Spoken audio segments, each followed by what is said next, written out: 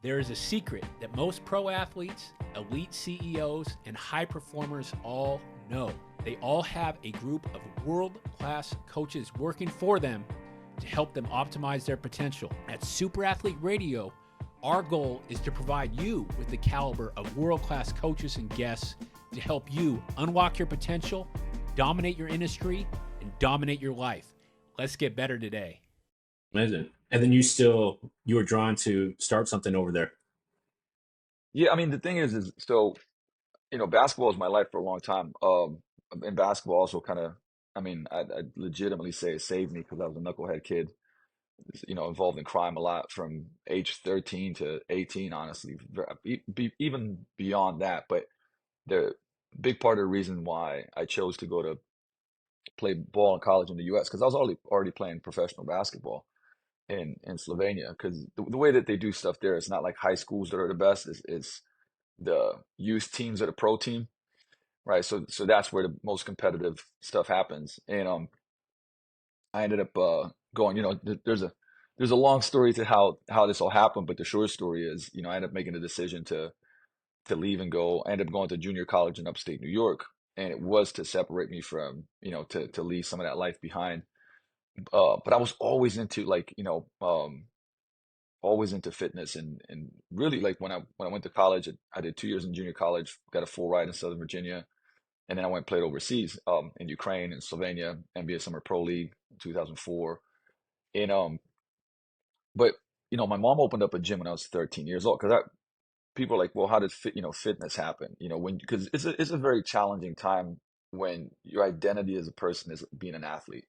That's all you've done. At that point in time, I was just, for 15 years, like, this is, I lived, breathed, slept, dreamt basketball, right? Like, everything I did was like, hey, to make it in basketball. And so the thing is like, there's always kind of like an underlying, uh, let's just call it toe, and my mom opened up a gym when I was 13 years old, and she would basically, work at the bank first half of the day, then go run the gym second half of the day. Her friend ran it the first part of the day. So they kind of split it, worked two jobs. And like, I never, I was exercising, like I was playing ball, but I never lifted weights. And so I went to my mom's gym, and I was very fortunate because there was some people that would train there, like one of the top powerlifters in the country at his weight class, like, trained there, and taught me a lot, basics, but just a lot. And so that was one of the things. And then, what was even crazier is at the bottom of this building, because this was like a physical education building, back then, um, it was it was after the war, because Yugoslavia split up into, obviously, different countries. But in our area, you have these physical education buildings where you have, you know, basketball courts and tumbling, gymnastics, and all that. And there was a little gym at the bottom of this place, and that gym was, a couple of the top, I would say, guys in the world, like, Olympic medalists, world champions in gymnastics. One was this guy's name was Aljaž Pegan, and he was basically world champion in straddle.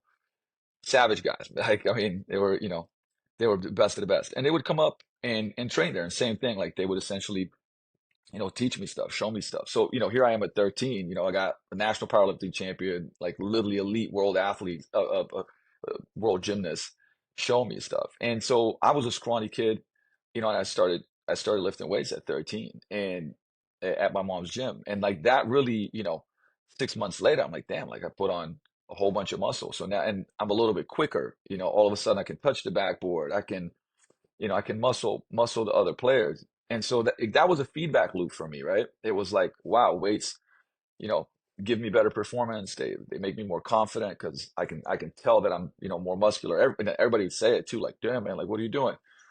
So that kind of, just like anything when it comes to progress, right? Progress makes you more motivated.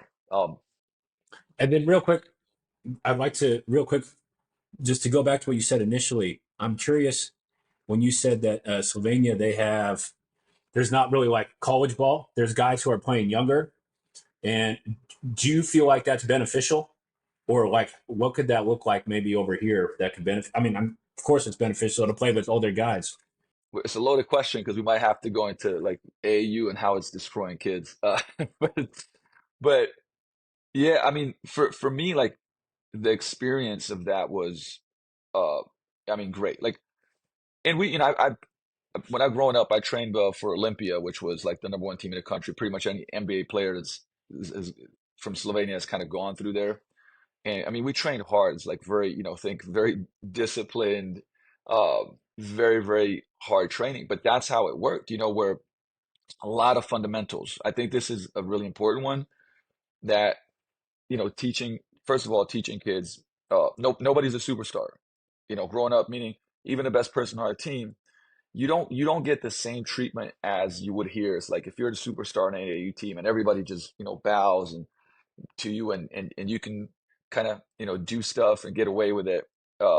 That didn't fly there, right? Everybody bust their ass, insane amounts of work on fundamentals, much more team play. So you didn't see even the best players uh averaging crazy amounts of points per game. And I think that was, when I look back now, I'm like, that was very, very very good and positive. I also think that it's part of the reason why you've seen European players excelling in the league in these last, especially 10 years. And I would say the last five even more so. But the last decade has definitely changed a lot, in the NBA as well. And that's the way you work there. Essentially, high school ball is like, it's all right, but really you develop through the youth teams of the professional team, right? So there's a under 18, there's under 16, there's under, and obviously depending on how good you are, you can play for, like if I'm a 16 years old, I might be on under 16 and an under 18 team, right? And developing. And there's practices every day, you know what I mean? Like, and it's just a lot more structured. And I think there's a lot more, I don't want to call them rules.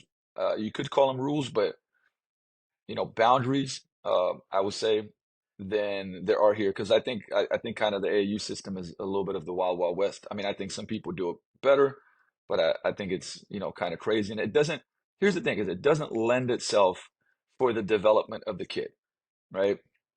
It's not built for that. It's not built for, like, it's to, to be real, Lee Taft talks a lot about this, and I love, what he has to say about it. But it's really made to profit, right? It's like AAU is like, oh, the goal is to be as profitable, as possible, versus like the goal is to develop all the kids in the system as much as possible, right? And prepare them for what's next. And by the way, what's next is not necessarily D1 college scholarship or pro sports. I mean, we know the percentages of kids that make it from one level to the next, and it's like extremely low.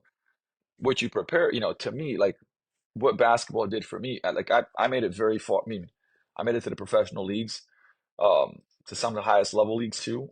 And a lot of folks were like, "There's no way you'll make it." Like I'm a 6 foot guy. There's you don't look at me and go like, "This guy's a ball player."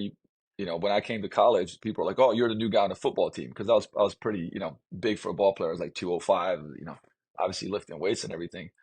Yes, they're like, "Oh, this guy's like a running back or something." And but the reality is like what ball gave me, which I think is much, is the most important part, is it taught me like values and built character, hard work, perseverance. I mean, like with the teams I played for, is like you had to like, I mean, you had to work so insanely hard to make the 12-man roster.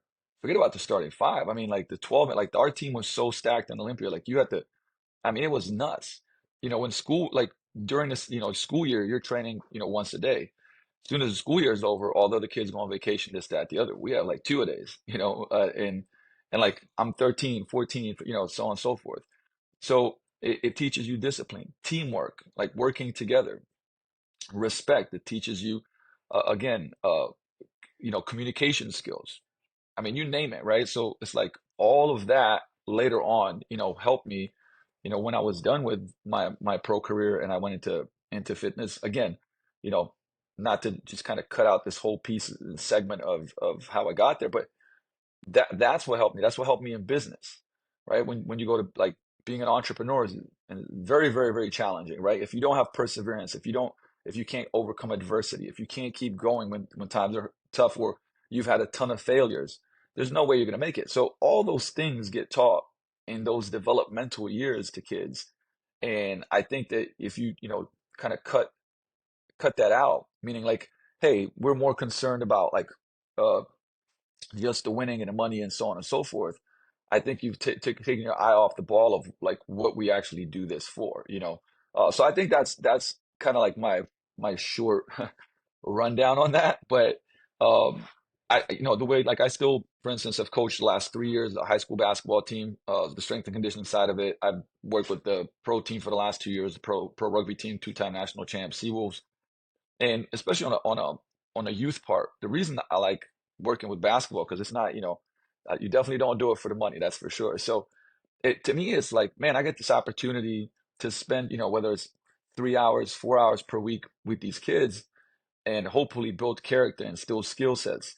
You know, have them shift their perspective about life or challenges and so on and so forth. And to like that's you know, the best thing that I can do, by the way, and I'm very geeky about training. So the training part is like absolutely is awesome, but like it's more important that you help instill values. Again, hard work, effort, right? Hey, like efforts between you and you, 10 in, 10 out. Like this is gonna, when you get out of high school, when you get out of college, wherever you go, whatever you do, that stuff's gonna stay with you.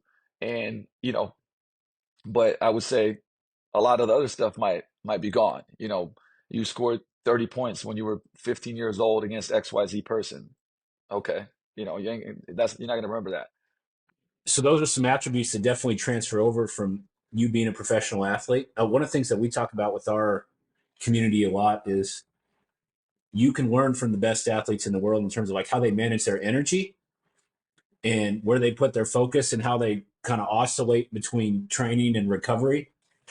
Is that something that you feel like you've incorporated to your? I mean, you're in the fitness community, fitness industry, but you feel like you transfer that over as well in terms of your wife as a professional athlete. Yeah, I mean the thing is, I think that first, you know, for example, let's take, you know, I was a perfect example of somebody that would push the hell out of it and not focus on recovery enough, you know. And I mean, when I was 17, I had real overtraining syndrome, you know, because people say like, oh, I'm overtrained, like real overtraining syndrome is difficult to get, like very difficult to get. Um, and I got it. It's, I mean, I was toast. You know, imagine you know, your nervous system just completely shuts down. Um, I mean, I was basically for, you know, 2.5, 3 months, I couldn't really do much. And you fall into depression. The symptoms are basically depression because the chemicals in your body get whacked. So I bring this up to say, you know, I train a ton, you know, wouldn't sleep as much as I needed to. Nutrition, didn't pay attention to nutrition nearly as much as I needed to. But that lesson, you know, because from there, like I went to doctors, you know, doctors have a tough time figuring it out. So I went to specialists. And that's kind of how, you know, we figured out like, hey, here's what's going on with you. And then I was able to learn through like really, really smart people, like, here's what you did. Like, you know, there's a lot of stimulus, but there's not enough recovery.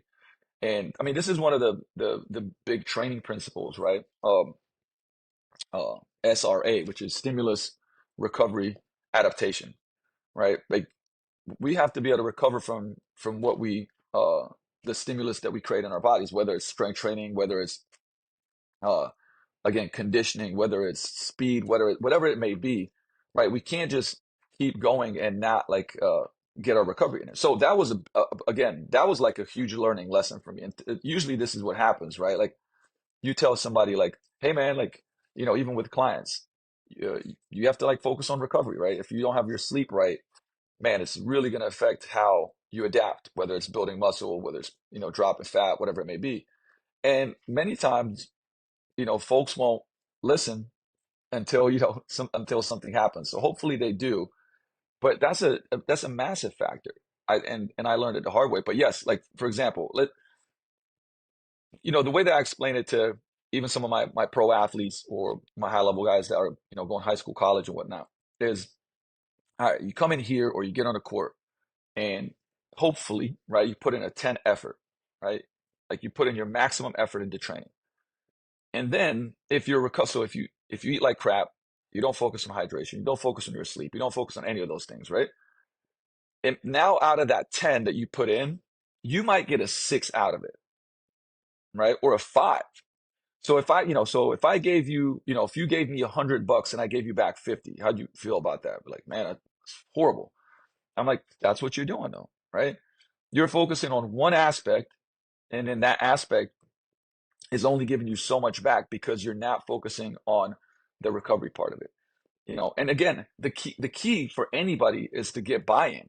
The key to anybody is to first help them understand. It has to click for them. Where like, man, I don't want that. Like, I want to put in $100 and get $100 out. Right? Or I'm putting $100 and get $130 out. Okay. And it's like, how committed are you to that? Well, I'm very committed to that. Okay, great. So let's have a conversation. Let's start having conversations about what do you do in between training sessions. When you go to sleep, what do you do before you go to sleep, right? Opens up that window because I kind of have this 4 spokes on the wheel that I believe, help move performance forward. There's training, there's nutrition, there's recovery, and then there's mindset, right? And most people, come to the gym or come into the performance space and just think like training. Oh, I just got to get my training on point. And, maybe that's the spoke they need to address the most. But many a times, and even with pro guys, you'd think that they have pro nutrition. Like most pro guys they're beginners in nutrition, right? So they might be advanced in training, but be very beginner in nutrition.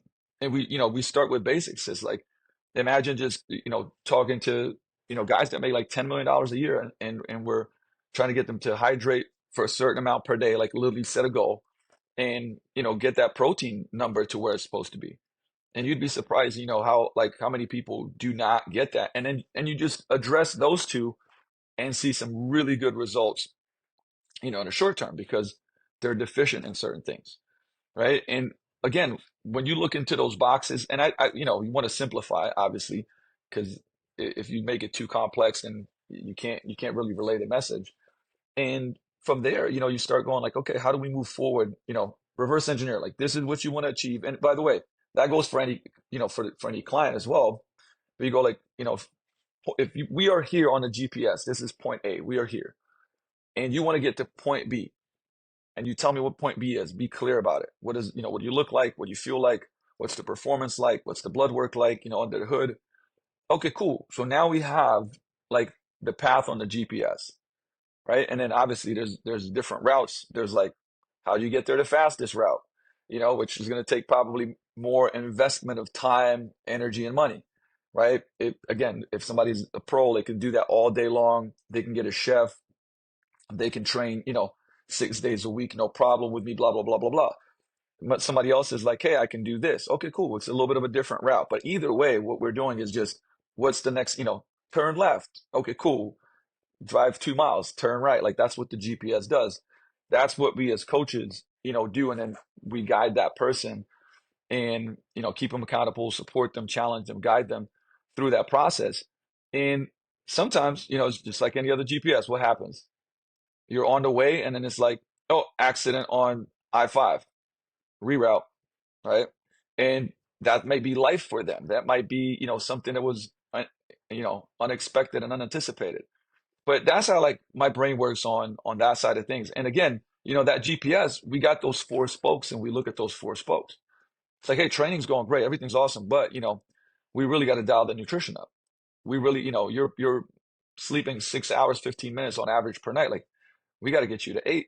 Let's, we might not jump to 8, but let's get you from 6:15 to 6:45 and create a little bit better sleep ritual and do this, that, and the other.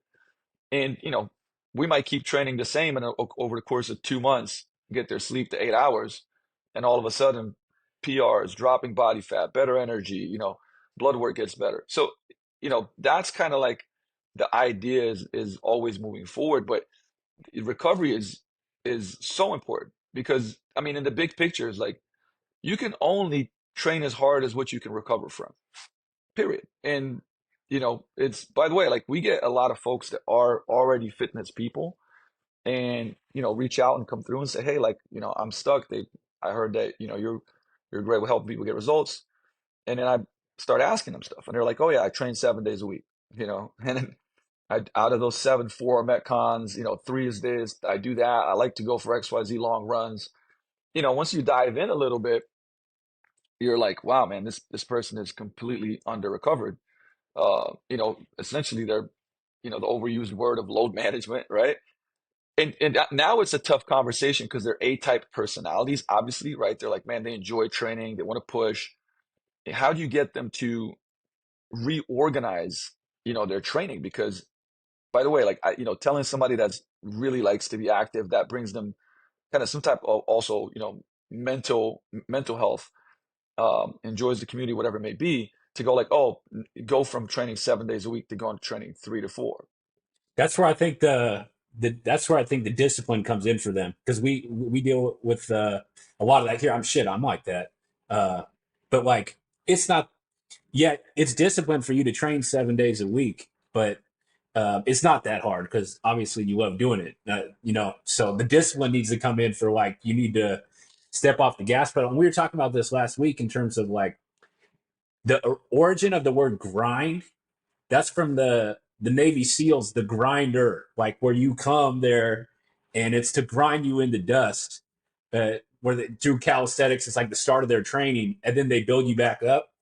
But if you're a high level athlete, or if you're someone who's trying to do big things professionally in the business community, you don't want to be ground into the dust. You want to be a finely tuned machine. Right. I mean, you want to be you put it this way, you want to be ground down enough to where you can recover, adapt, and improve. And you made a great point. So there's this concept. I don't know if you've heard it, but it's so difficult, difficult, difficult, easy, Mm. right? And here's the thing. So for folks like, somebody that, again, myself, like I've always been, training is like is a part of my soul. Like I gotta train, right? And I was a 7 day a week person too. I still am a 6 day a week person. And we'll talk about like reorganizing what you do, on those different days. But what, for me, training was, after a while, difficult, easy. Like it's still hard. I train hard, but I've done it enough times, so it's easy, right? And I would say, even for a fighter, by the way, that's fought a lot of times, it's difficult, easy. Mm. Okay. And somebody will go like, well, that's never easy, but you're used to it. Okay. You're used to it. So, but you know what might be, for somebody that always is a yes person, which I used to be as well. Like I'm a very like, I want to help everybody. I want to do everything, this, that, the other. What's difficult for that person? Saying Saying no. no. What's difficult for a person that trains 2 days and 7 days a week is like taking a recovery day, or going and just working on mobility for a little bit, or like, again, that might be difficult, or somebody that doesn't, it's like trains really, really hard, and that's difficult, easy, but getting their nutrition in check is difficult. And because, look, a lot of things are hard, right? Like if I take a shovel right now and I go in the middle of the street and create a hole, right? That's going to be really hard. I'm just banging into concrete with the shovel. I mean, but the thing is, what am I trying to achieve? Oh man, I'm working really hard. Okay, what do you want to do? I want to create a hole. I mean, is there easier ways to create a hole? Absolutely, right? So I think a lot of times, you want to find out and discover and kind of be a little bit of detective, to go, you're working really hard in this area, and it's actually getting you nowhere, or it's depleting a lot of your energy, that could be used to actually moving you forward. And sometimes you got to zoom out. And then I mean, honestly, that's part of the role, that we play as coaches, is as that analogy says, like you can't read the label from inside of the bottle, right?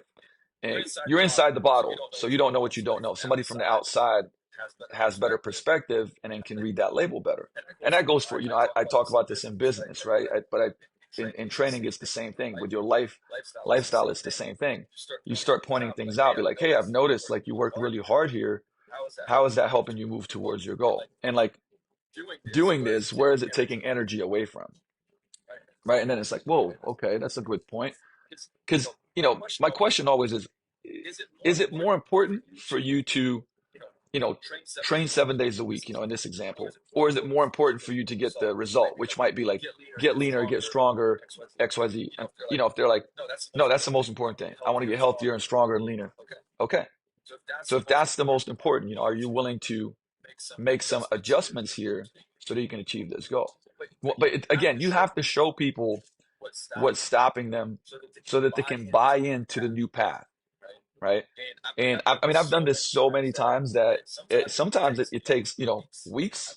I've had it where I've had to kind of I would say massage the programming and everything for a couple of months, and then slowly get to that new place, because it's too much of a shift and it's too much of a change. Like, I'm not giving it up, right? And in that scenario, for example, it might be that, like, hey, you stay training 7 days a week, but one day is all like mobility work. You got three hard strength training sessions, you got one hard conditioning session, and then two of them are just aerobic capacity work, zone two, not very stressful. So hey, you're still getting your 7 days a week in, but now we're managing the intensities. We're doing more of a high-low model that people respond much better, especially people like that respond much better to. Yeah, it takes some brain power to take the time to schedule that. Like we have a number of people who come on the show. It's one of the things, like if I find out that we have a coach or an executive, someone on the show who's worked for a championship team in the last 5 years, whether that's the NBA or MLB or NFL, I ask them, like, what in terms of like organizationally does this did why you feel like this team is so successful? And the most consistent answer is that they know exactly what they want, and then they know exactly what it takes to, like, what the steps are to achieve that goal, and then they're ruthless about cutting stuff out. And the reason I bring that up there is like what you're talking about, like with, I want to work hard by putting the shovel into the ground. Well, why are you doing that? Like, really, why are you, like, what is that working toward? And I think like in the world we live in now, like that's how you get ahead, where there's the internet and there's AI and there's all this information. Well, how are you going to decipher like what's the right move? It's having that formula. Correct. Yeah, you got to, I mean, that's it. Like, the great point is that, you want to have a path and a plan, right? And I would say, if you don't have a path and a plan, the default is struggle, because the default is what got you where you are right now, right? So, and and then, yes, absolutely, if you have a path and a plan, it helps you go like, okay, what is the next step, right? It gives me clarity. And it also, one of the questions that I love is like, okay, if you say yes to this, what are you saying no to, right? Again, it's like when you have finite, and by the way, this is a time thing, a money thing, or a training thing, right? Okay, if you say yes to playing another 2 hours of basketball here, like, what are you saying no to? And then does that align with where you want to go? And we could do that on our organizational chart. You could go, protein, work with protein, same thing. We have a XYZ amount of time in the week to train the athletes. We have, off seasons 4 days, in season about 3 days in the gym, right? Okay, what are we doing with that time? There's so much time on the field. If you say, hey, it would be great to get these guys in and do some tempering and do this, that, the other, it's like, okay, but that's going to get taken away from something else. And you got to weigh it out, right? So is that what we need to get to where we want to go? You're saying no to something. Yeah, you say yes to something, you say no to something. And again, like, if you don't have a path or a plan, the default is struggle. Or should I say, the default is where you are right now, but usually, people are like, hey, I don't like being here. I want better. And what you're doing got you here, right? So there's things that have to change. And, that's the reality of it. And we juggle a lot. I mean, let's be real, right? I mean, I just mentioned 4 different pockets. I think what's the key, and by the way, this goes now into behavior change. And I would weigh it out a little bit between, what is even a high level client. But if I say, hey, somebody in the general population, they're a teacher or somebody that's a pro athlete, the truth is, the science of self control, the science of behavior change is the same, right? So you can't give people too much to take on, because they'll get frustrated, right? They'll feel incompetent. That's not good. That's frustration. If you give people too little, they'll get bored. That's what's called the Goldilocks effect. Is like that, like 5, 6, 7% harder than what they're doing now, that challenges them but isn't too much. And that's where the magic lies in coaching as well, right? Like, and I could talk about this on a micro and a macro level. So on a micro level, let's take, I'm in a training session, right? And if I'm giving this, newer beginnerish client, like, all right, great, well, let's just start doing back squats, right? And they're just like, whoa, like, I don't know how to brace, tight hips. They don't understand, like, they don't really have that movement pattern down because they haven't really been doing it a lot. I'm setting them up for failure, right? But if I'm like, hey, listen, grab this kettlebell, step on this wedge. All right, soft knees, just think about getting your butt down to the ground. And it's like self-correcting and it looks good, right? Maybe we need to coach it up some, but it looks better. Still challenging for him, right? Like that 5, 6, 7% of, but now it's challenging, but you can do it. Okay, so because if I keep trying to go, no, like put the bar on your back. Okay, I want you to break the bar. It's too much. It's too many coaching cues. They can't handle it, and now they're frustrated. They probably won't come back because it's like, man, I felt like shit. Like I felt like I'm completely incompetent. Nobody wants to feel that, right? Now you could do that with a pro athlete. They pick up stuff way faster, right? But still, if I start having them do a whole bunch of stuff that's very, very new, and they're just like, I can't get this, and you can't get it for like 5, 6, 7 minutes. Now that's not going to be a good session. They feel frustrated. They don't feel like they're getting better. So that's on a micro level in a training session. On a macro level, if I zoom out, is if I go, okay, great. Well, listen, how about this? Let's have you, and by the way, this could be gym pop or a pro athlete.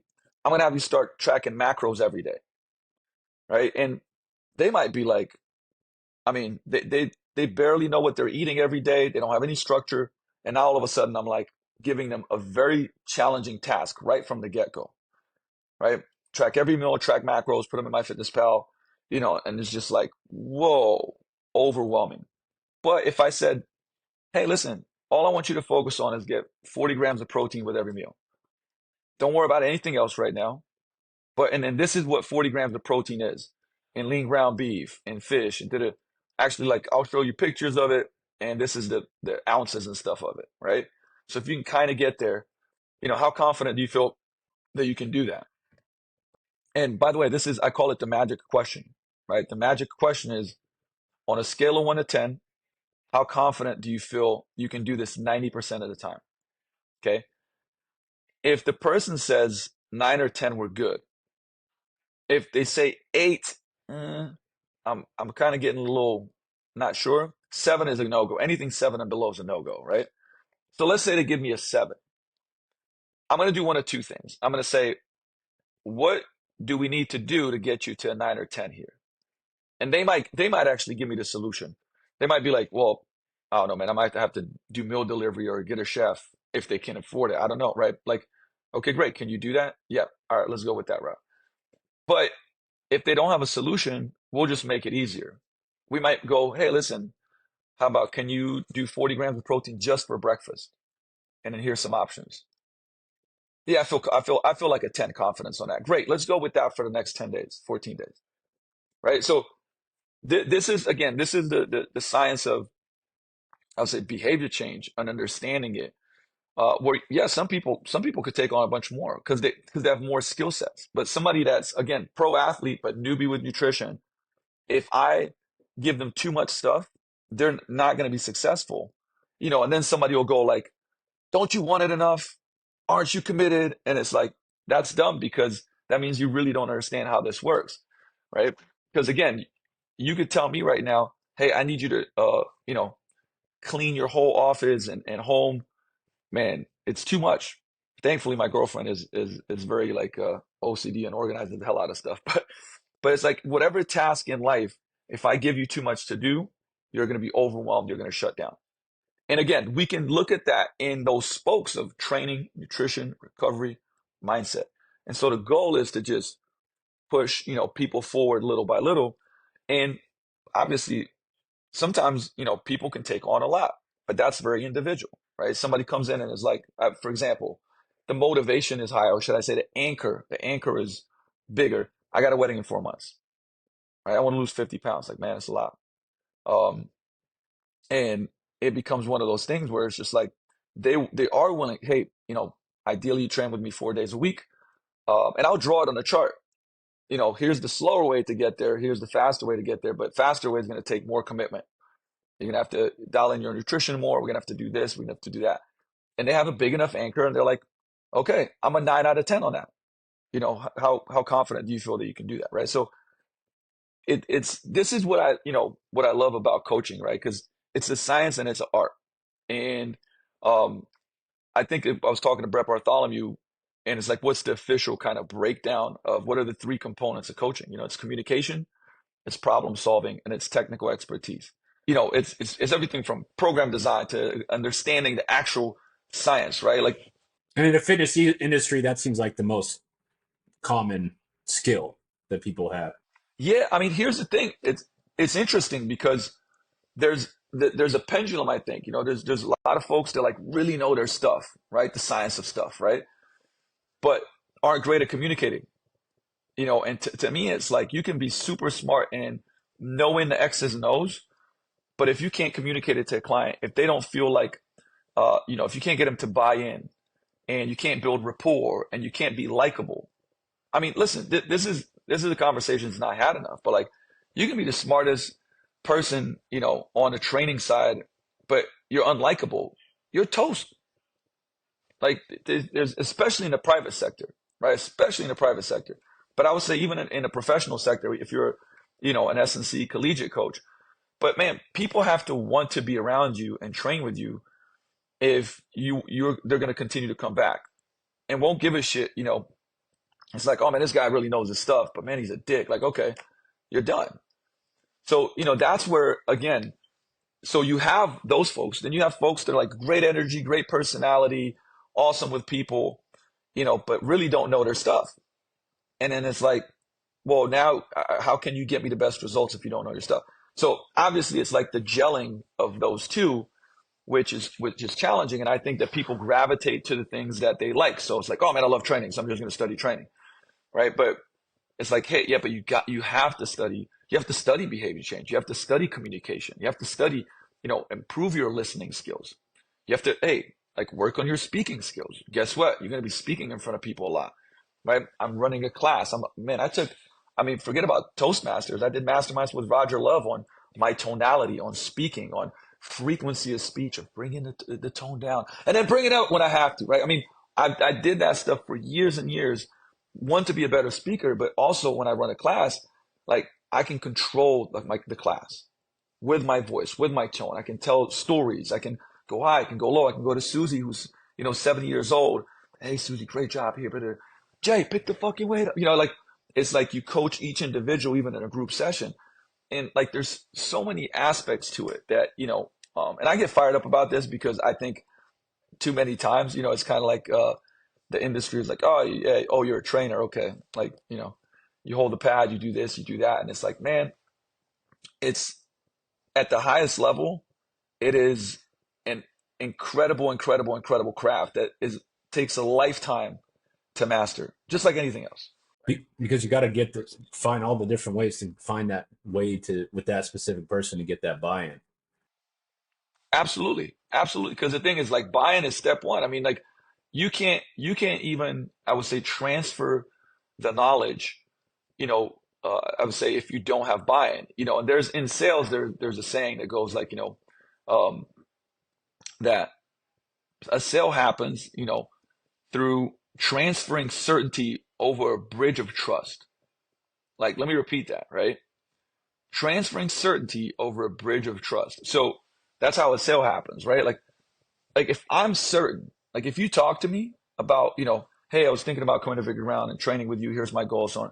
And like when I speak to you, I believe so much in what we do, right? I'm going to transfer that certainty. But first I have to build some trust. And that might be, by the way, you know, building trust might be, you're good at it. You can build rapport pretty damn fast. Trust can already be built also through, you know, things like this, podcasts, social media, email newsletters, right? Where people are already, you know, hearing stuff from you, getting value from you. And they're like, oh man, I trust this person. I mean, I think that's where, you know, kind of content and marketing and all those things come into play if you do it right. But again, then, you know, it's like, imagine speaking to somebody, you go and talk to them about fixing your car, and you got this super nice car you really care about. And you're like, hey, look, something went wrong. Nobody can fix it, you know, but like this car matters a lot to me. My dad handed it down to me. And that person's like, yeah, I hope that we can do something with your car. I mean, you know, I'll do my best. You know, I think we can hopefully fix it. You're like, this shit's not certain. This guy's not certain. You're not transferring that. You started getting like, well, I don't know. Like, you start getting worried. But if you're like, hey, we've dealt with situations like this 1,000 times before, what's probably happening is one of these three things. We're going to look into it. We're going to analyze it. We'll take care of your baby. I know we know how important this is to you.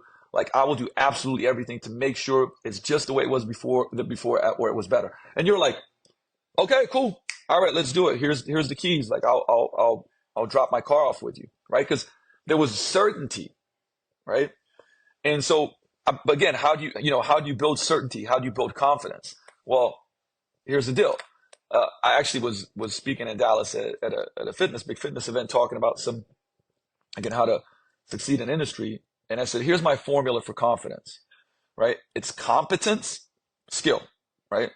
So if you've practiced your skill and you're like, man, I'm good at this skill, like, you're going to be more confident. Number 2 is production, proof. Like, if I have proof, undeniable proof that, like, I can do the thing that I say I'm going to do, I'm going to be much more confident, right? So, hell, I've coached over 4,000 people. Like, I know I can get results with anybody. I know because I've done it, right? So you need competence, you need proof, right? You need production. And then number 3 is courage, because sometimes, guess what? You're going to have to lean into hard shit, right? And the more courageous things that you do, the more it builds your confidence up. So, and that becomes certainty. So if somebody goes like, well, how do I become certain, Luka?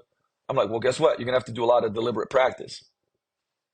Whether it's a sport, whether it's coaching, whether it's, building a business, whether it's creating content, whether it's shooting podcasts, whether you name it, you can break the skill set down into practice.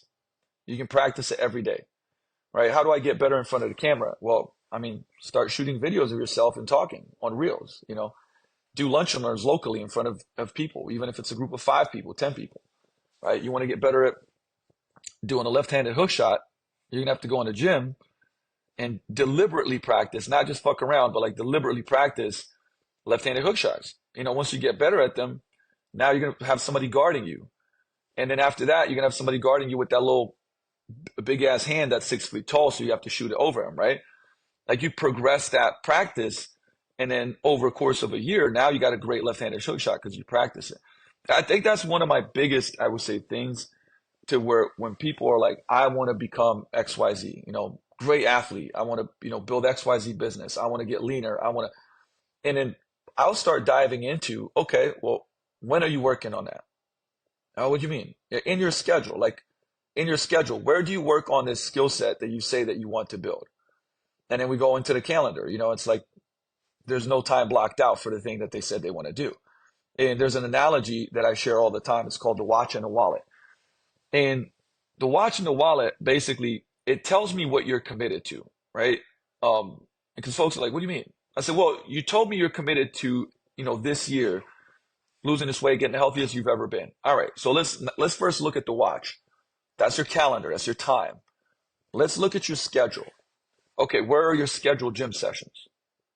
Well, I go after work. Are they scheduled? No. Okay, so that means they're not important enough to be in your calendar and non-negotiable. Got to be in your schedule. What about your meal prep? Well, it's not in there. Well, how are you going to, again, have a path and a plan and eat the right meals to get you to your goals if you take 0 time per week to actually think it through, organize it? I call it the number 1 habit. It's plan, prepare, cook. That might mean maybe you won't cook it, but you'll know where you're going to eat, what you're going to eat. So that's not in your calendar. All right. Ideally you'd have a trainer. Like, do you have a trainer? No, I don't have a trainer. Okay. So we're looking at we're looking at your watch. We're looking at your time, and the things that you say that you want to achieve are not scheduled in your calendar. That's going to be a problem. Right. And then second is wallet. That's your money. Right. And you said you're committed to this, but I see no trainer, no gym membership, no meal delivery, nothing that invests into the thing that you say you want. But I see 3 nights a week, I see drinks, which means, okay, you're going to a bar. I see 11 subscriptions, fucking Hulu, Peacock, Netflix, like everything that exists, right? Those subscription is, okay, $140, $150 a month right there. Oh, there's NFL League Pass, right? So you are spending time and money in things that are taking you away from what you're telling me that you're committed to. So your watch and wallet are going to tell me what you're committed to. And it's harsh, but it's real, because time, energy, money focused into something, whatever you focus on is going to grow. Whatever you focus on, that's going to be worked on. And, you have to start with like analysis, right? Like there's a saying that goes, awareness precedes change. True. But I would say assessment precedes awareness. So you're like, hey, I want to get really fast. I want to run a 40-yard dash. Great. Let's do a very, very thorough warm up and let's test your 40-yard dash. Oh, shit, 6'2". All right. So now we did an assessment. Now you're aware. Man, I said I want to run a 4.6 and I'm like a 6'2". So I have awareness now that I am much slower than what I want to be. Cool. I want to get my trap bar deadlift to XYZ. I want to get, we do an in body. Hey, you're 24% body fat, but you said you want to be 10. Ooh, that hurts. I know, but guess what? Awareness precedes change. Now let's make a plan. So same thing with the watch and the wallet, right? It's we're assessing it, and now that's creating awareness. Like, hey, you say that you really want to do this, but you're spending almost no time on the thing that you say you want to get better at. And again, just what I was talking about before, like the skill set part, right? Like we can break everything down into, again, practice and skill sets. Like I'm a voracious reader. You actually can't see I know I can see you got a lot of books. Like I'm in my podcast studio. There's like 900 books here, and then I got another 800 at home. Like I read a ton, right? I study a ton. But guess what? When you look at my schedule, like reading is in my schedule, right? It's like, hey, 20 minutes here, 30 minutes here. Over the weekends, a lot of times I'll block out like 2 hours. I got my thinking time, right? It's there. So it gets done because it's non-negotiable. Same thing. And again, we could veer off into any direction you want to, right? Like, hey, want to build a better relationship with your girlfriend or wife. Okay. Do you have date night at least once a week? Do you have date night with your kids? Like, does it matter? Is that what you want to improve? It's got to be in there, because we waste so much time, at work, and, there's all the stats and the data. Like the average, I would say American works about 3 hours and 30 minutes. I might be like a couple minutes off here and there, whatever, but right, that's how much productive time you get in per day. And people are like, I don't have time.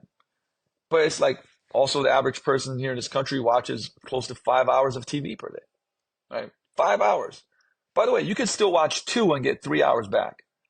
What are you going to do with those 3 hours? Hour training session, 30 minutes of study, extra an hour and a half with your family, right?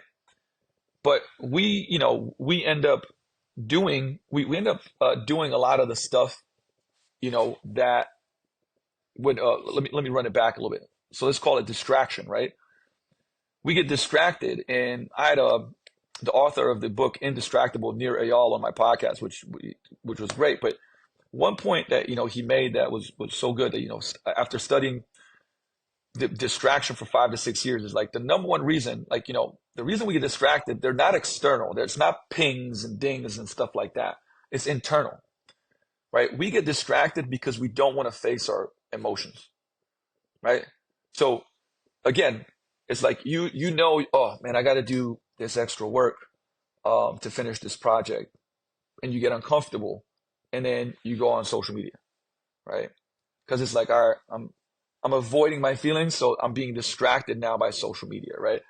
Or you're going through a stressful time in your life, maybe a relationship thing, and it's like, okay, now I drink wine every night, just to try to calm myself down. But no, you're avoiding that emotion.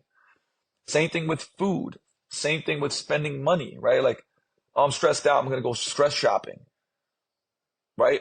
But then you go like, I can't afford this. Well, you can't afford it because you spend $800 a month on, designer bags and shoes. Because that makes you avoid a certain feeling, right? So again, like we have to, the hardest thing to do in life is to face reality. And by the way, I'm here to be like, not stand on a pedestal and pretend like I got it all figured out. Every one of us has their own things that you have to become aware of, that has to go, oh, okay, I say I'm committed to this, I got to change it. I fucked up so many things in my life that I say thankfully learned from them some very, very hard things to then, take it to the next level. But same thing. It's hard. It was so hard facing that. I was like, whose responsibility and fault is it? And it's like, whoop, and finger points right back to you, right? It's mine, right? Because the moment you start going like, oh, it's the economy, it's my genetics, it's, my boss, there's always something, right? Like the moment you point the blame to a different person, the power goes where you point, right? So it's like, I'm blaming XYZ, so I'm just giving the power to everybody else. But if you go like, hey, maybe it's not my fault, but it's definitely my responsibility, right? Or hey, that's definitely my fault. Like I have to take care of that. I just gave power back to myself because now I'm like, I have control in changing those things. And that's powerful. It's hard to do, right? But it's powerful. And it is. At first it's like you want to avoid it because it's difficult to go like, oh shit. Which is enervating, I think. Like even though you avoid it because it's easy, it's the energy zap. But 100%, 100%, because it's like, what did we talk about? Like, I just had a client yesterday, legitimately going through some rough things, like in life, in multiple factors, right? And, she's like, man, I don't know what to do here. I said, let me ask you something. What can you do? And then we started talking about it. I said, and the whole conversation is like, it would start veering off but I can't. I said, no. What can you do? And we started writing it down. Control what you can control, right? Spheres of control. Because it's very easy to go like, yeah, but this happened and that's not my fault. And I 100% agree with you. What can we do? What can you do? What can you do? And it would start writing it down. Okay, cool. So tomorrow, I'm going to do this. I'm going to do this. Is that in your control? Yes, it is. Great. Right. And now all of a sudden, it's like you're getting somebody to take their power back because they're focusing on what they can do. It's very hard. I mean, like, I've had some very, very challenging personal life things, business things happen in the last 4 months. And it's so easy to be like, oh, woe is me. They did this, blah, blah, blah, and then all of a sudden you find yourself swirling off, like, being distracted here, doing this, doing that. But if you just go, let me make a path and a plan. What can I control? Okay, I'm going to go gusto. I'm going to go focus in on this and do the things that I can do. As Buddha said, if you can't change it, why worry about it? And if you can change it, why worry about it? Go do work, right? And I probably didn't phrase it 100% correctly, but you fucked up that Buddha quote. God damn it. Yeah, well, if you look at, I think it was good. Yeah, if you look at the best mental performance coaches in the world, they are absolutely ruthless about that specific concept. So, to be able to have that skill, which is, that takes reps, but it's absolutely life changing to have that skill to be able to be ruthless about taking it in terms of what's happening to you. But then it's like, okay, what can I control and what can I do? Luka, one of the qualities that I really admire in you is your love of learning. Where do you feel like that comes from, and when did that kind of start for you?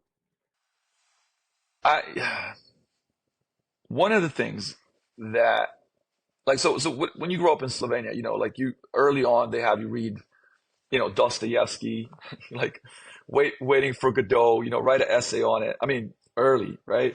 So you get to read a lot. And I didn't necessarily, I would say, get excited about reading all those things. So for me, it clicked when I was explaining when I was 13 years old and, started training and stuff and getting this like bug for like, whoa, like, if I work hard, I can get stronger, I can jump higher. And then I started studying that, right?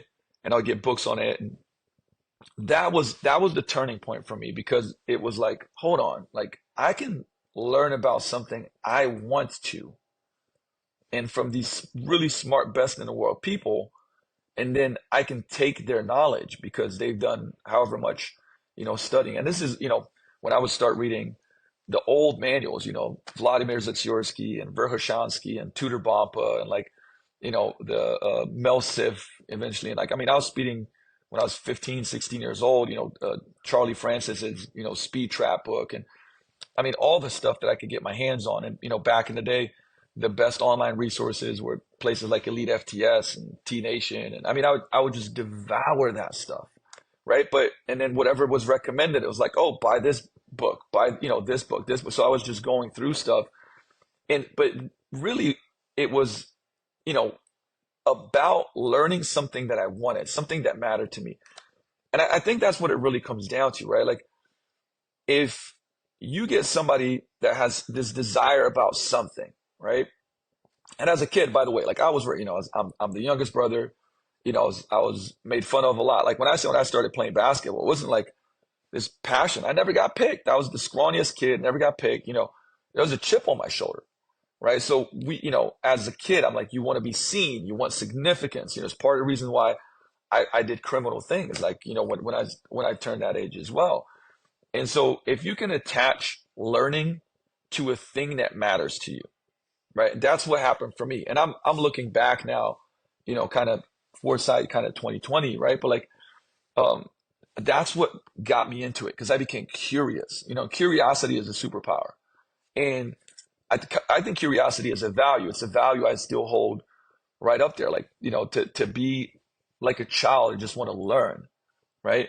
But for me, performance was like, man, if I can jump high and run faster than everybody and get stronger and like become a great basketball player, I'll be seen. You know what I mean? People will recognize me, and they didn't. Fuck them. So I would just start diving into this stuff and learning about all this stuff. And, the feedback loop, if you apply what you learn, is so good, right? So I'm like, oh, I learned this thing about plyometrics. All right, cool. I'm going to go on a track and I'm going to do these plyometric drills. I'm going to do bounding. I'm going to do depth drops and blah.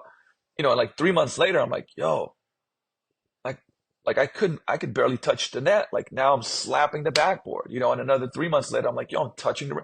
So I'm having a feedback loop of like, I'm learning from the best, then I'm doing it, I'm getting better. And when you do that at a young age, for me, that was just mind blowing, because that ingrained like into my nervous system. Like if you, like you can learn, and I remember a mentor of mine, that's now a good friend, Alan Cosgrove, said, hey, if you can read and if you can learn anything and everything that anybody's ever learned, which is crazy, right? So you think about a book, like the value of a book, which is mind boggling to me, that folks will be like, oh man, books are expensive. It's like, what? You pay $20 and somebody that's been doing something for 20 years and is the best in the world at it, and they basically try to encapsulate it in 300 pages and give you their best stuff. And if you apply one thing, it might be worth, I don't know, like let's say it's something in sales, right? And it's like you learn how to sell this high ticket package and you just sell one and you got 100x return on it. You know what I mean? 1,000x return, who knows? So to me, that was like, I really had a light bulb moment with that.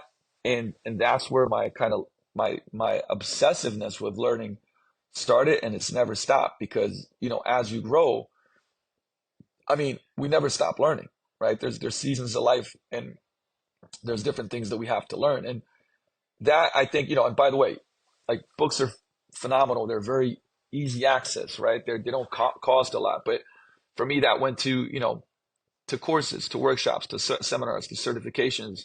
It's been, let's see, 17 plus years. I think there's only been 1 year that I haven't been in at least one mastermind or high level coaching program. I've been to 300 events, a lot of them speaking myself, but at the beginning, it was just going to tons of events, just learning hands-on. And I think this is a story that I want to share and tell, because I think it's powerful. Like there's a book called The Talent Code by Daniel Coyle, and yeah, it's excellent. But it talks there, which is not far from me. There's a city in Italy called Florence.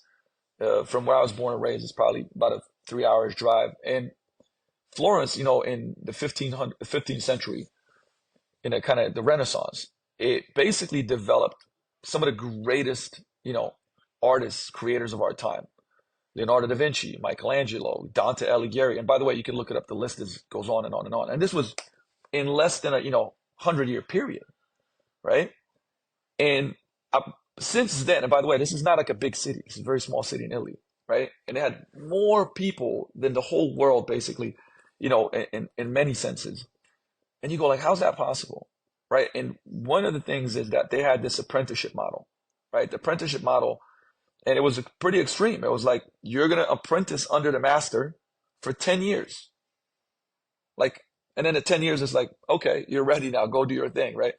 And these folks went and did these unbelievable things. And I think that we've lost that, as on, obviously it still exists, but I'm saying on average, we've kind of lost this apprenticeship model.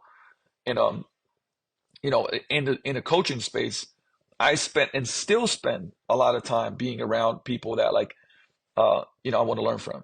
Again, there's now, we have internships and, I mentor a lot of people and I do online coaching, consulting and all this other stuff, but I myself am still going to places learning from folks, whether it's, hey, like some of the best guys on the planet are Altus, Dan Path and Stu McMillan, and Stu's become a good friend. And I've gone out and watched what they're doing. Like my brother has done like 3 mentorships with him now, where he goes there for 9 days, 9 days every day you're watching what they're doing. It's an apprenticeship model. And then you're going online, doing this, that, the other, and applying. But I think that, if you really want to kind of like a cheat code, man, be an apprentice. Another great documentary that I love rewatching every year is, Jiro Dreams of Sushi, who is, Jiro is like the greatest sushi maker, only 3-star Michelin restaurant in the world, in a little Japanese Tokyo subway. And the guy's obsessed. I mean, I think now he's like 90 plus years old, and all like he just cares about making the best sushi. He's like, I'll never make it, but I'm going to spend my life trying to make the best sushi. And same thing, like there's, if you're under him, like he doesn't let you touch the rice for 2 years because the rice is such an important part of the sushi, and there's actually a guy, his name's Shiro, that worked for him that's in the documentary that now has a restaurant in Seattle. It's had a restaurant in Seattle for a while. Incredible. And now, what I see today is like, oh, let me go through this thing really quickly. Cool. Like now I'm going to go and online and talk about it.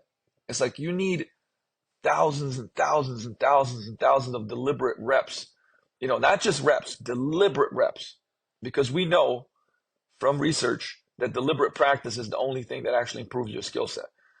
Which brings me to another book. It's called So Good They Can't Ignore You by Cal Newport, which breaks down, deliberate practice and career capital and talks about like how we get better. And I find that so fascinating and intriguing, but it's powerful to know, hey, like whatever thing it is that you want to become great at, you can do it, right? And here's a process. And I mean, one, the cheat code is get around people that are doing it, immerse yourself into it, become an apprentice, spend a fuck ton of time deliberately practicing it. And you'll get ahead of folks that have, very short attention spans and they can't do anything for long, right? But the thing is, when you can't do anything for long, you can't become good at anything.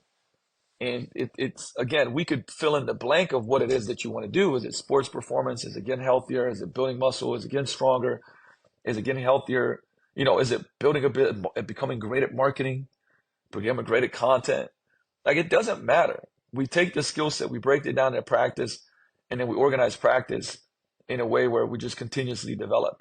And again, that to me, like learning is a superpower. And I think it was Mark. I was listening to a podcast from Mark Cuban not that long ago, and they were asking him like, hey, what do you think is going to be the game changer coming into the future, in different industries around the world? And, and he was like, it's like pharmaceutical robotics, and, he's talking about this, that, and the other. But he said, look, here's who's going to have the advantage. The person that has learned how to learn the fastest. Because remember, learning is a skill set. So if I can learn 5 times faster than another person, I mean, imagine that. Things are changing, but I'm learning new things and I'm being able to apply them and absorb them. Like that's the people that are going to have the advantage in the future. Because at the end, he was like, we could go into the different industries and this, that, the other, all good. But like the person that can learn the fastest, that's learn how to learn, man, that person is dangerous, right?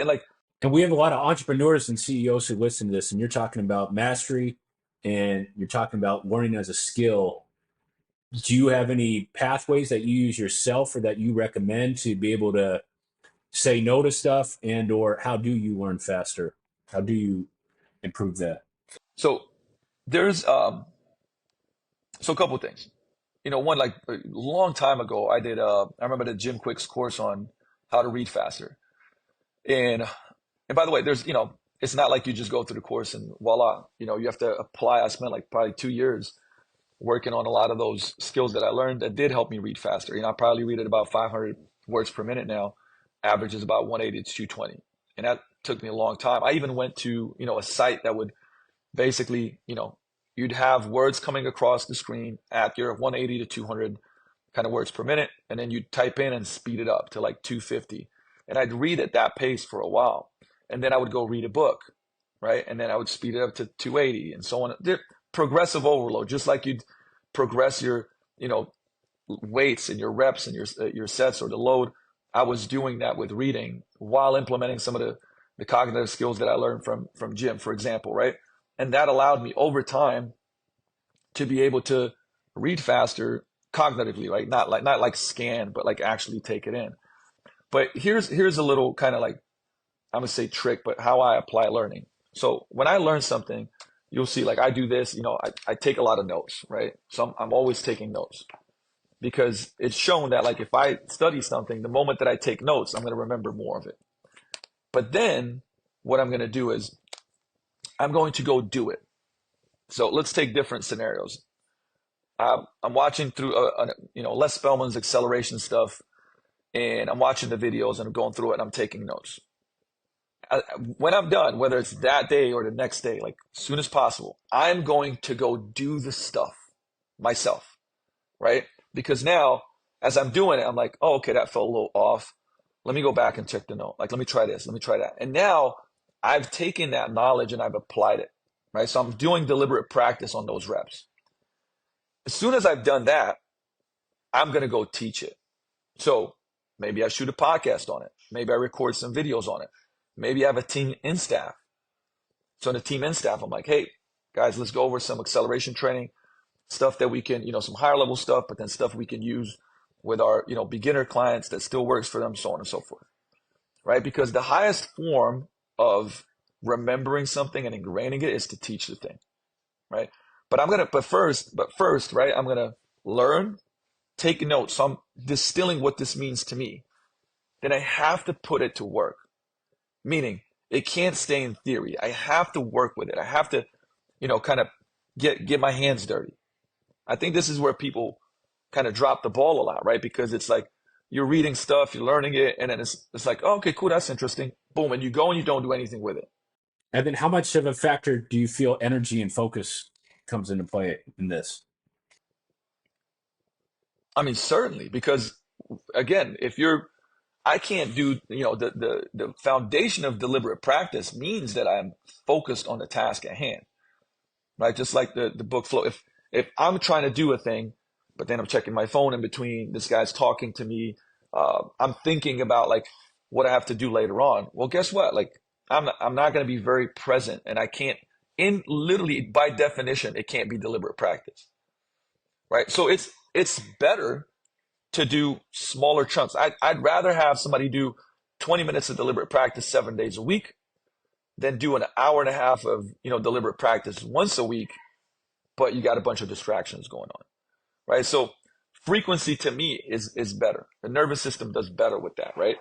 And so that kind of model of like, I learn it and I take notes and then I do it. And then after I do it, I teach it, right? But by the way, teach it in different ways. Again, we could, get on a show. Like I'll sometimes record, go through a ton of learning, record a podcast on the topic and be really prepared. I got my notes. I just did the whole thing and now I'm teaching it, right? And then guess what? Now this knowledge is getting ingrained very quickly, right? Much quicker than if like it comes in, I don't do anything with it. Cause that's what I hear people go pretty often. Like I'll talk to them about something like, oh yeah, I know. I said, interesting. Will you tell me a little bit more about how you know? Oh, no, I read about this. I said, oh, okay, have you done it? No, I haven't really done it. I said, then how do you know? Well, like, I read about it. I said, man, to know and not to do is not to know, right? And the thing is, you know, but you haven't built a skill set, so you don't really know. Knowing happens through work and experience. That's how you get wisdom, by doing the thing, right? And I mean, that's where the Stoics were so great. Like, Stoics talked about the things that they did, right? Not the things that they talked about. Their lessons were happened through work, right? Through experience. And I think that's, again, if we zoomed out, and it's very interesting because I think it's in Daniel Cole's book that talks about, what's the difference between, the elite people and then the good people, and then like just the kind of like, okay, or it was like elite and very good. Well, it's the hours of deliberate practice. That's it, right? It's not like talent. That's why it's called the talent code, right? Sure, genetically we can have certain things and so on and so forth, but really at the end of the day, I think that's a very empowering thing. A very empowering thing is to know that, like, if I put enough deliberate practice into a skill set, I can become better, and I can become better than anybody if I put in enough work, right? To me, that's very empowering. When people are like, oh, well, like, this person has this advantage and that advantage. I'm like, no, at the end of the day, if I put it on paper and you say, this is how many hours of deliberate practice this person put in, and you can like excel and put in more hours, I guarantee you'll be exceptionally good at what you do. And then where has your brain been lately? Where have you been focusing your attention and learning about? I mean, I'm pretty good at compartmentalizing because I do have an absurd amount of things going on. So, how does that look like for me? For example, I might have an evening where I'm like, I'm going to spend an hour learning some marketing stuff, right? And from that marketing stuff, now I might go and apply the thing, just like I said I would. I spend a lot of time on right now diving deeper into, I've really been into Alex Natera's isometric training, force plates. I would say speed and acceleration, which I have a really, really good grasp on, but it's like I'm taking a deeper step into the training side of things. So that's been something that I'm pretty into. But honestly, it is a lot of things because, again, I have the brick and mortar business, which is the gym. I have online consulting business that helps gym owners build their businesses. I have Athlete for Life, which is basically, training the way that I train and helping people be athletes for life, look, feel, and perform like an athlete. And why do you feel like that's important for people to do? I mean, here's the deal, because first of all, it's like most clients that come through here don't want to do just one thing, right? Like everybody is like, hey, I want to look better, but I don't want to feel like crap. Nobody wants to feel like crap, right? And they want to be able to do stuff. Now, what is that do? I got a client, Tim, 55, plays golf, plays soccer at a, kind of semi-pro-ish competitive level, right? You have to be an athlete for that. But the thing is, I just had a lady that's 72 was like, hey, look, like I want to, like, my grandson runs up to me and jumps into my arms. Like, I want to be able to like catch him, grab him, pick him up, and kind of put him over my head. That's an athletic movement. That's basically deceleration and then a clean and press, basically, right? And that's their do. Oh, I said, oh, what else do you want to do? And it's like, well, I really like going for long hikes. Like, man, like right now I can't go for an 8-mile hike. It'll crush me. Okay, well, that means, man, that's an athlete for life. So what does that look like? It's different for different people, but being strong, being able to, again, catch yourself. Like, look, 1 out of 5 people over the age of 55 that fall break their hip. Breaking your hip is like one of the most, I would say, stressful injuries. Like you're out for 6 to 9 months. Most people put on a lot of weight. If you're over the age, I think, of 60 or 65, I think you die within a year. I mean, it's crazy. But falling and catching yourself, that's agility, that's quickness, that's reactivity, that's power, right? And we lose power faster than we lose strength, and then faster than we lose muscle mass. And yet very few programs work on that. So when I look at the people that have come through our gyms, the one that we have in Slovenia and here, we've coached now over 12,000 people. It's always, I want to look, feel, and perform better, right? Like, and so why would you not, basically people want to be, whether they're saying it or not, they want to be athletes for life. Again, what that looks like for me, like I'm about to turn 43. And it's like, I still train with a lot of my NFL guys. I still do a lot of athletic stuff. I play basketball. Like that gives me joy. It gives me power. It gives me ability, right? I want to be prepared. I mean, this is one of those things where people are like, oh, here we go. Sounds corny. No, but like, I want to be prepared to always take care of my family from a physical standpoint. I want to be able to, if I need to hike for 2 days, no problem, right? I want to be able to sprint full speed, no problem. I want to be able to lift people up, do this, that, the other, no problem, right? And for most people, they were like, I've trained some pro bodybuilders and whatnot, but like, apart from like them, nobody comes in and goes like, I want to be as jacked as possible. I don't care about my mobility. Don't care if I get out of breath walking up the stairs. Don't care if I can't, quickly explode, catch, jump, this, that without tearing a muscle. No, like nobody, like, when you start questioning people, like, oh, well, tell me a little bit more about like, if I could wave a magic wand and you woke up tomorrow and your body was the way that you wanted it to be, look, feel, perform, what would be there, what wouldn't be there? And when they start talking, there's always aspects of performance in there, always, right? And so again, like to me, a comprehensive program like this is, I just call it the Athlete for Life method, but it's like includes jumps, sprints, throws, quickness, reactivity, plyometrics. Now, how that looks like for, again, somebody that's 23 versus 55 versus the latest 72 might be different. Their starting point might be different.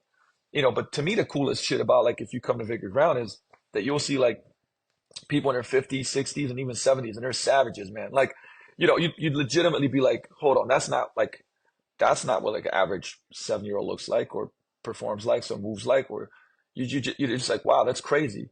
But it's like this idea, and this is what I love is like, and Peter Attia, I think, popularized it, right? Like, what do you want your last 10 years of life to be like? Like, what do you want to be able to do? He calls it the centurions, right? That last decade. And it's like, what do you want to be able to do? Well, okay, let's start training for that now. Like, I don't want to be 80 and not be able to do stuff. Like, I want to be 80. Man, I want to go for a hike. I want to be able to jump. I want to be able to do it. You know what I mean? I have to train for it now. This is what people don't understand. If you're not training for it now, later on, it's going to be way harder, right? And so, again, it gives you more life. My ability to do more stuff allows me to have more life. It allows me to enjoy my life more, right? Because it's this whole idea, like, where today, yeah, we're able to live longer, but not necessarily like, are those years a better life? Or are you always sick, hurt, in joint pain? And I hear this all the time, right? Like, essentially what that, it's like, oh, wait till you're, well, I'm 37, man. I'm like, okay, well, cool. I'm 43. Like, I had an L5-S1, L4 herniation, L3 bulge, femoral nerve entrapment, and, got myself to where I'm not in pain. I can do pretty amazing things for where I'm at. So you tell yourself a story. Well, you know what happens when you age. No, you let it happen, right? These statistics actually, this will kind of blow your mind a little bit, right? Like, so muscle mass decreases 3 to 8% per decade from 30 to 60 years old and declines even faster after that. Power and speed decreases 17 to 23% per decade after age 35. Strength decreases by 10 to 15% per decade. Mobility is down by 20% by the time you reach 50, and years of age continues to drop at a rate of around 1% per year.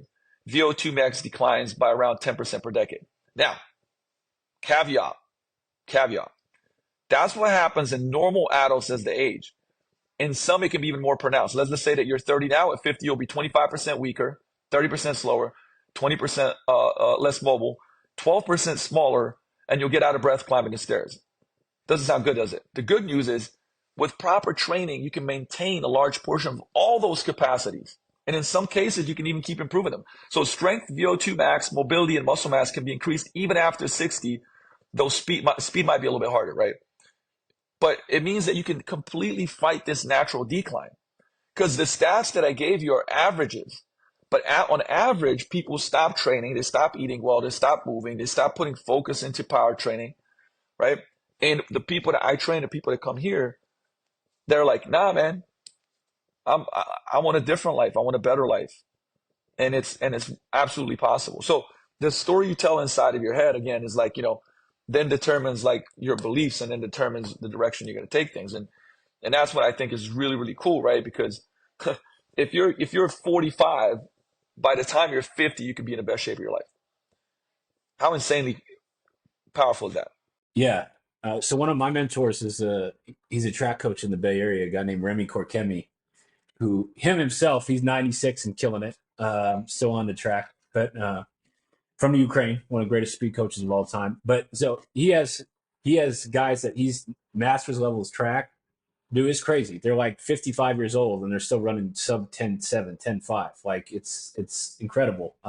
Just like as an extreme example of that. By the way, I got to bring this up. Did you see Cat Williams run the 40? I did not know. Dude, he ran a 4.97. That's very impressive. Some people have said it might have been like a 5.15, but he's 52, and you got to see the video. This dude is moving, frontside mechanics, perfect. I mean, so shout out to Cat Williams, like much respect. But again, 52, this guy is like moving. I saw Tom Brady's 40 that he just ran too was faster than when he ran at the combine. Yeah, exactly. Right. So this is a story, and I think it's hopefully changing. And like this is, I love talking about this stuff. I mean, one of the topics that I go around and speak on is that, because I'm so fired up about it. Right. Because it's and again, the science of this and how it looks like with different people looks differently, but it's so empowering to know, to believe like, hey man, like I can get like, I'm 57, I'm 49, I'm 61. Like I can get stronger. And it's crazy because it's like some of the most dedicated people that I coach are like 45 plus, right? And because they're like, man, I want to continue to improve my quality of life. And I know I can do it through quality strength training, working on power, explosiveness, improving my nutrition, obviously lifestyle habits. And it's the dopest thing ever, man. Like I got a 62-year-old that's about to be 63, one of the top vascular surgeons in the nation. And he loves playing golf.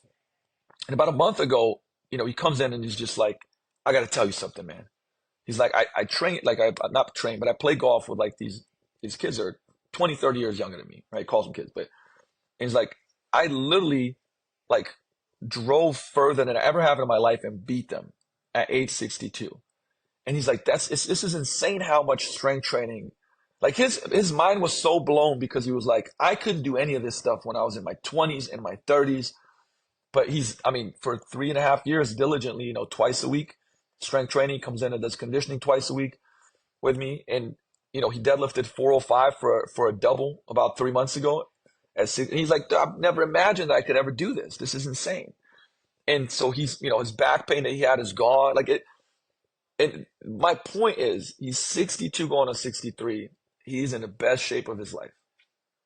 So there's nothing stopping you from doing that, right? And we talked about like kind of like, hey, don't worry about all the steps, just work on the next step, and just keep building. And like in a year and two from now, like you could legitimately be in the best shape of your life.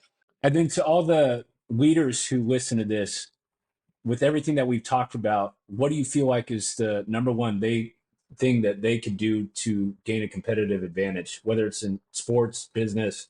I mean, look, I think that this word expansion, Tony Robbins talks about that, like progress equals happiness. That as corny as this sounds, but it's like I could give you everything that you wanted in life, but then if you stopped growing, subconsciously you wouldn't be fulfilled. It wouldn't be meaningful. So and there's seasons in life, right? So maybe a season is if you're feeling like, your health took a whack because you've been working really hard in the business or whatever, man, it's the season to like have expansion, progress, growth in that area. But I think as human beings, there's a great book by Sebastian Junger, and he talks about the three things that drive our intrinsic motivation, our internal motivation, right? And there are these 3 C's: competence, contribution, and connection. So it means competence is like if you get better at stuff, you'll be motivated. You'll be intrinsically motivated, right? If you contribute, so giving back in some way, whether like we got a charity event this Saturday where we're raising money for scholarships, whether it's on a day-to-day giving back. To me, a lot of the stuff that I create, the content that's free, to me, that's contribution. I'm involved in a lot of charities and a lot of programs. it's very fulfilling for me. And in connection, like human connection. I mean, we found out through COVID what happens when you disconnect people, when we are social creatures, we're tribal creatures. If you separate us, we become depressed, we become anxious, we become stressed out. So it's like for yourself, you need those three things. If you lead teams, you need those three things, right? Those are like these foundational things that like help drive us forward. And again, I would call that all in a bucket of expansion. So, if you feel like you're stuck because you haven't been challenging yourself to grow, that's, you start doing that and a lot of the things will fix themselves. That's beautiful. And to wrap this up real quick, Luca, a little bit of rapid fire. We usually say best book or research paper that you read in the past year, but with you, let's say the last month. Ooh. I finished, put it this way. I'm huge into restaurants because I think it's an incredible business, the hardest business there is to run. So I take a lot of inspiration from it. Like one of my favorite books is Setting the Table by Danny Meyer. But there was a book that came out called Unreasonable Hospitality. I read through it twice, and I read the second time through about a month ago.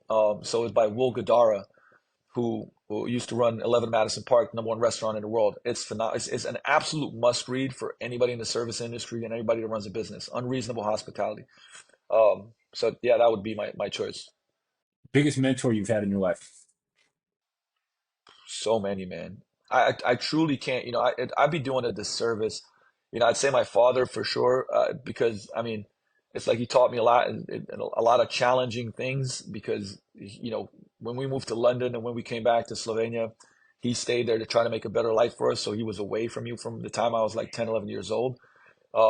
And but he taught me probably more lessons than anybody. But there's been so many pivotal figures in my life. One of them for sure, my basketball coach Boris Varsnik, because I truly think that if it wasn't for him, I don't know if I would have went to the States. I might have I was going down the wrong path in crime, and so he was definitely a pivotal figure. But there's so many that like I wish I could shout them all out on here.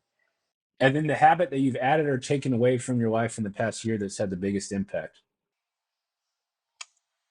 Ooh. Um, I think something that's been really important for me is to trust and delegate. And seriously, because like I mentioned it earlier that like I have been historically a yes person and like I'll do everything person, and it's impossible. So the lesson is who, not how, which is another great book by Dan Sullivan, by the way. But that really stood out for me because I was like, hey, I can't figure out all the hows. I need to go deeper into my genius, my zones of genius, and I need to have others, who's help me in certain areas. So that's an actual skill set and habit that I've had to develop and I'm continuing to develop because I'm not great at it yet. But very, very powerful because if you can give people to tasks and work to do that they're better at than you and they enjoy it and it takes stress and energy off your plate so you can do more of what's your genius, it's life changing. And then in your time when you saw the best athletes when you were a professional basketball player, like the best basketball players that you saw, and then now with who you train and who your peers are in terms of coaching, like the best of the best, what attribute do you believe that is most like consistent that most of them share outside of like genetics and physical uh, poten- potential? I mean, I'll say they're competitors, like just hungry to compete.